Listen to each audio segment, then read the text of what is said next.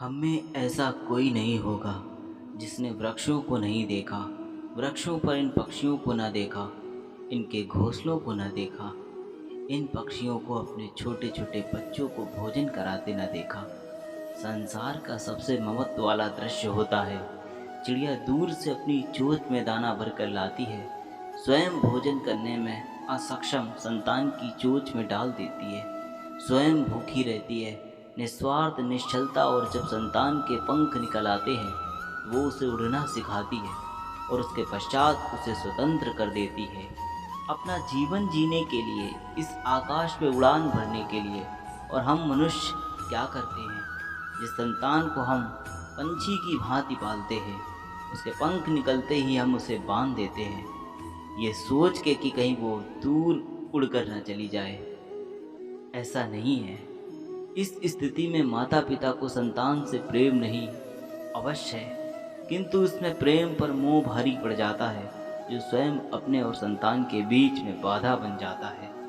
हम ये भूल जाते हैं कि हम केवल जन्मदाता हैं, भाग्य विधाता नहीं। तो जब प्रेम में मोह आ जाए तो वो प्रेम नहीं, स्वार्थ बन जाता है।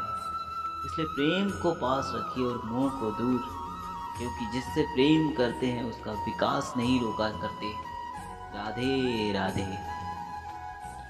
मनुष्य की सोच संसार का सबसे गहन, कहो सबसे कठिन भाव है। कब क्या होने के पश्चात ये मन क्या सोच बैठेगा, ये कहना असंभव है। और यही सोच कई बार हमारे मन में हीन की भावना ले आती है।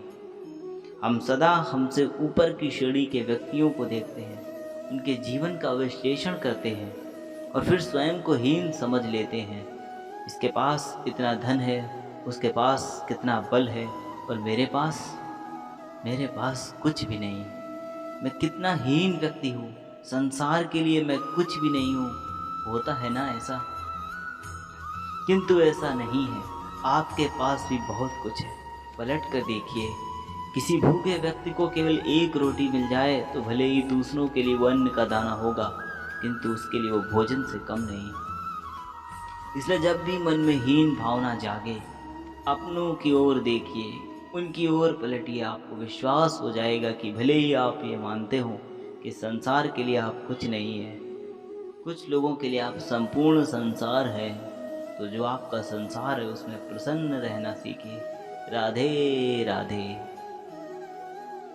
ग्रंथों में लिखा गया है कि यदि मनुष्य मौन रहना सीख ले तो उसकी अधिकांश समस्याएं स्वयं ही समाप्त हो जाती हैं।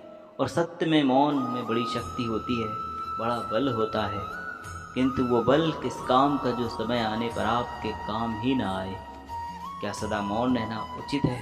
नहीं। इतिहास साक्षी है, संसार में अधिक विपदाएं इसीलिए आई हैं क्योंकि समय पड़ने पर मनुष्य उसका विरोध नहीं कर पाया, मौन रहा। यदि मौन रहना शस्त्र है तो उसका सही समय पर उपयोग करना भी आवश्यक है।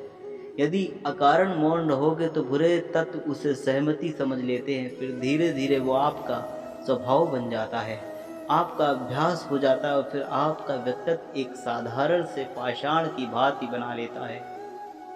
अपनी वाणी का आवश्यकता पड़ने पर सदुपयोग कीजिए। वाणी को कब वश में रखना है और कब मौन नहीं रहना है, इससे भी अधिक महत्वपूर्ण है ये समझना कि उसे कब तोड़ना है। राधे राधे। जीवन में हम कई लोगों से मिलते हैं, आप भी ऐसे कई लोगों से मिले होंगे जिन्होंने स्वयं को असफल मान लिया हो, निराश हो चुके हों, जिन्होंने स्वीकार कर लिया है कि इस जीवन में उनसे कोई कार्य हो ही नहीं पाएगा, वो कुछ कर ही नहीं सकते, किसी कार्य के वो योग्य ही नहीं। किंतु ऐसा नहीं है, इस संसार में ऐसा कुछ भी नहीं है जो योग्य नहीं है। कोई ऐसा अक्षर नहीं है जो किसी मंत्र का भाग ना हो, कोई ऐसी जड़ी बूटी नहीं है जो औषधि ना हो, कोई ऐसा विष नहीं है जो समय आपने पर अमृत ना बन जाए। और इसी प्रकार कोई व्यक्ति अयोग्य नहीं होता, उसे अयोग्य बनाती है उसकी सोच। इसलिए स्वयं को जानो, जान जाओगे कि आप क्या हो। अपने अंतर मन को जगाएं, आप देखेंगे कि जिस संसार की नींव ही बनी है आशा से, उस संसार में निराशा, हताशा और हार जैसा कोई भाव अस्तित्व भी नहीं रखता। राधे राधे। यदा यदा हि धर्मस्य ग्लानिर्भवता भारत अभ्युत्थानं धर्मस्य तदात्मानं सदाम्यहम्। जब जब धरती पर पाप बढ़ता है, धर्म की हानि होती है, तब तो मैं आता हूँ। ये तो आप सब जानते हैं, किंतु क्या आपने कभी सोचा है कि क्यों मैं इस धरा का जीवन बन के ही अवतरित हुआ? क्यों मैं मनुष्य के रूप में आपके बीच में रहता हूँ? आज बताता हूँ। संसार में पाप और पुण्य संतुलन में चलते हैं, किंतु जब पाप सीमा से बढ़ जाता है, मुझे यहाँ आना ही होता है। कारण ये है कि आप मुझे भुला देते हैं। चौंकिए मत, मैं आप ही में बसता हूँ। बस आप स्वयं के भीतर बसे परमात्मा को भूलने लगते हैं, इसीलिए मुझे आना पड़ता है। आपको ये बताने की सारी शक्ति आप में ही समाहित है, पर आप क्या करते हैं? मेरा सम्मान करते हैं, मुझे पूजते हैं, मुझसे शांति मांगने लगते हैं, भांति भांति की इच्छाएं मेरे सामने रखते हैं। मुझे आपकी श्रद्धा से कोई आपत्ति नहीं है, मुझे आपत्ति है उस भाव से जो आपको दुर्बल बनाता है।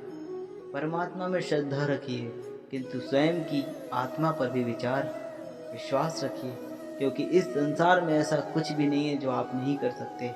हर नर में नारायण बसते हैं और हर नारी में लक्ष्मी। तो पहचानिए अपने भीतर के नारायण को और बदल दीजिए समय के इस चक्र को। मुझे प्रसन्नता होगी कि मेरे अवतार लेने का वास्तविक प्रयोजन आपको समझ आया। तो शंका त्याग कर शंकर बन जाइए, अन्यथा कंकड़ के समान रहना होगा। राधे राधे।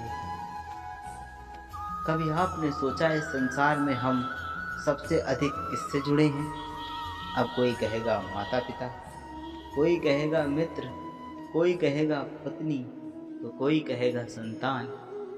नहीं, यदि संसार में हम किसी से जुड़े हैं तो वो है समय। समय ही हमारा भूत है, समय ही हमारा वर्तमान है और समय ही हमारा भविष्य है। और हम क्या करते हैं? सबसे अधिक जुड़े समय को, सबसे बहुमूल्य संपत्ति को हम नष्ट कर देते हैं। कोई भविष्य के ऊंचे सपनों को बुनता है, कोई बीते कल को कोसता है। किंतु तनिक सोचिए, बीता कल आपके सोच विचार करने से बदलने वाला नहीं, और भविष्य के विषय में सोच विचार करके यदि आप अपना वर्तमान नष्ट कर देते हैं तो आपका भविष्य भी बीते कल की भांति ही होगा। इसलिए आज के विषय में सोचिए, उसे उत्तम बनाइए। आपका भूतकाल और आपका भविष्य अपने आप उत्तम हो जाएगा। तो प्रेम से बोलिए राधे राधे।